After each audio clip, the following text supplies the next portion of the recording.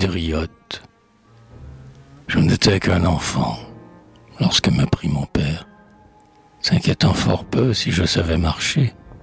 Et, malgré les efforts et les cris de ma mère, qui courait en pleurant au sommet du rocher, avec lui, dans les flots, il me mit à la nage, m'enseignant à plonger dans le gouffre en fureur, à le dompter bientôt, en gagnant le rivage, à ne jamais pas lire, même quand j'avais peur.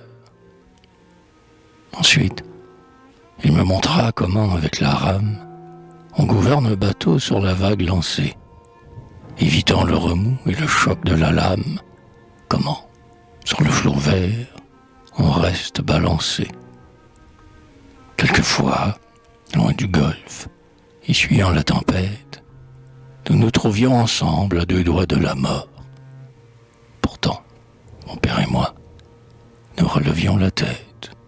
Lui ne redoutait rien, mais moi, je restais fort. Posté sur le grand mât, je regardais l'orage s'amasser dans le ciel, en fauve tourbillon. Le foudroudant de feu s'élançait du nuage. L'océan effrayé se creusait en sillon. Le vent courbait le mât jusqu'au niveau de l'onde.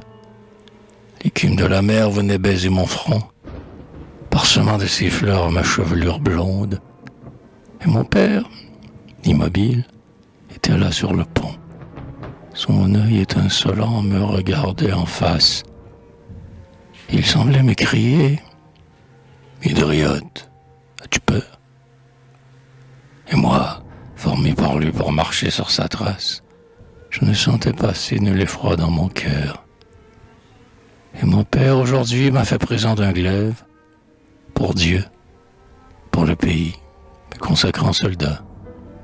Je me suis, plein d'orgueil, redressé sur la grève, sachant, s'il le fallait, m'avancer au combat, et sentant que j'aurais, malgré ma taille infime, pour combattre le Turc, un courage sublime.